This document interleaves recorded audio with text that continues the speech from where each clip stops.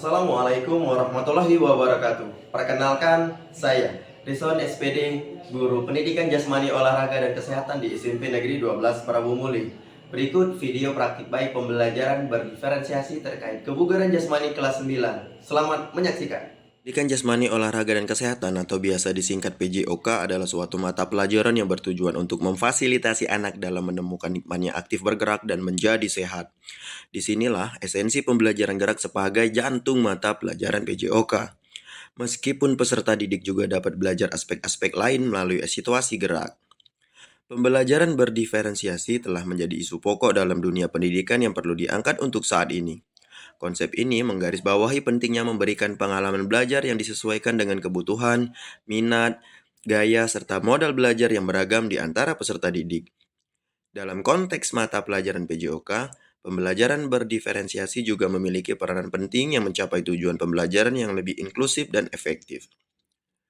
Kurikulum Merdeka sebagai salah satu kewajiban pendidikan yang inovatif mendorong para pendidik termasuk saya untuk lebih fleksibel dan responsif terhadap kebutuhan peserta didik. Dalam implementasinya, pembelajaran berdiferensiasi menjadi salah satu pendekatan yang relevan untuk mewujudkan visi kurikulum Merdeka, yaitu menciptakan pembelajaran yang berpusat pada peserta didik. PJOK sebagai mata pelajaran yang melibatkan aktivitas fisik dan keterampilan motorik sangat memungkinkan untuk menerapkan pembelajaran berdiferensiasi. Paradigma baru dalam pembelajaran PJOK menekankan pentingnya keseimbangan antara kesehatan fisik, mental, dan sosial. Dalam hal ini, pembelajaran berdiferensiasi dapat membantu guru mengidentifikasi kebutuhan khusus setiap peserta didik, termasuk mereka yang mungkin memiliki keterbatasan fisik atau kelebihan tertentu dalam bidang olahraga. Dengan memanfaatkan strategi pembelajaran yang bervariasi seperti penyesuaian tingkat kesulitan aktivitas fisik atau pemberian tugas yang sesuai dengan minat peserta didik, kurikulum ini mendorong keterlibatan aktif peserta didik dalam setiap pembelajaran PJOK. Guru berperan penting dalam menciptakan lingkungan belajar yang inklusif, di mana setiap peserta didik merasa dihargai dan mampu berpartisipasi secara maksimal. Berdasarkan situasi yang saya paparkan di atas, maka aksi nyata yang saya lakukan yaitu yang pertama melakukan analisis terhadap asesmen awal pembelajaran saat kelas 7 dan kelas 8 untuk memetakan kebutuhan, gaya, minat, dan modal belajar peserta didik kelas 9 yang saya ajarkan saat ini. 2. Dari hasil asesmen tersebut, saya menemukan modal belajar peserta didik berdasarkan tingkat kebugaran jasmani. 3. Saya memulai pembelajaran di dalam kelas dengan menampilkan video yang sesuai saya ajarkan agar mereka memahami pengertian dan konsep kebugaran jasmani.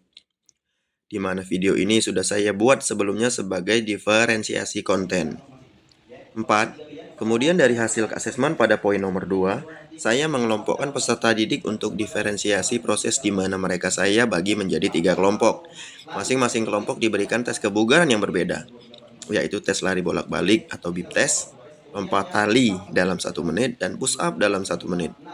5. Peserta didik yang memiliki daya tahan yang baik akan ditempatkan pada kelompok lari bolak-balik atau bip test. Kelompok lompat tali ditujukan bagi peserta didik yang memiliki koordinasi dan kelincahan yang baik. Sementara itu, kelompok push up diperuntukkan bagi peserta didik yang memiliki kekuatan otot lengan dan bahu yang lebih baik. Dengan demikian, setiap peserta didik dapat menunjukkan potensi terbaiknya pada tes yang sesuai dengan kemampuan mereka. 6. Sebelum melakukan tes, saya melakukan peregangan dan pemanasan di mana di sana saya juga menyelipkan pembelajaran sosial emosional melalui meditasi dan musik relaksasi.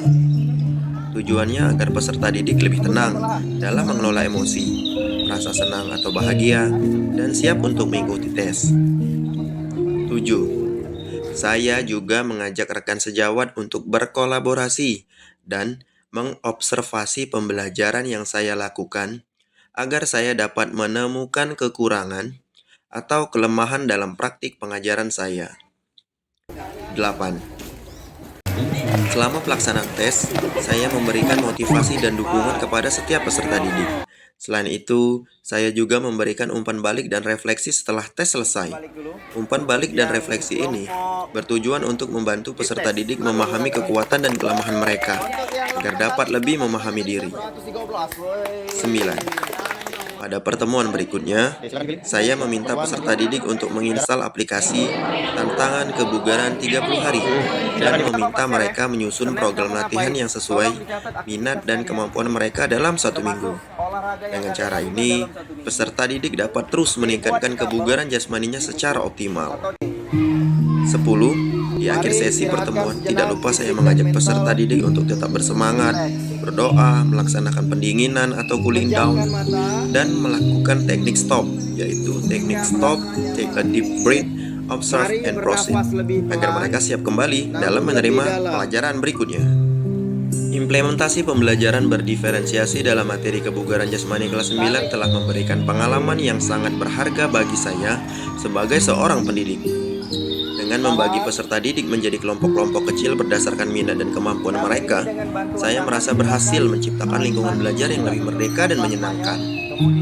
Setiap peserta didik merasa lebih termotivasi dan bahagia untuk berpartisipasi aktif dalam pembelajaran dan mencapai potensi terbaiknya. Selama proses pembelajaran, saya menyadari bahwa pembelajaran berdiferensiasi membutuhkan kesabaran dan ketelitian dalam perencanaan dan pelaksanaannya. Selain itu, komunikasi yang efektif dengan peserta didik juga sangat penting untuk memastikan bahwa mereka memahami tujuan pembelajaran dan merasa didukung. Meskipun terdapat beberapa kendala, seperti keterbatasan waktu dan fasilitas, namun saya yakin bahwa manfaat dari pembelajaran berdiferensiasi jauh lebih besar dibandingkan dengan tantangan yang dihadapi. Bagi rekan-rekan pendidik, saya sangat menganjurkan untuk mencoba menerapkan pembelajaran berdiferensiasi ini ke dalam kelas masing-masing. Dengan memberikan kesempatan bagi setiap peserta didik untuk belajar sesuai dengan gaya belajar mereka, kita dapat menciptakan generasi muda yang lebih tangguh, mandiri, kreatif, dan siap menghadapi tantangan di masa depan. Pembelajaran berdiferensiasi bukan hanya tentang menyesuaikan materi pelajaran, tetapi juga tentang menciptakan budaya belajar yang positif dan menghargai perbedaan. Mari bersama-sama kita wujudkan pendidikan yang lebih berkualitas dan berpusat pada peserta didik. Salam olahraga.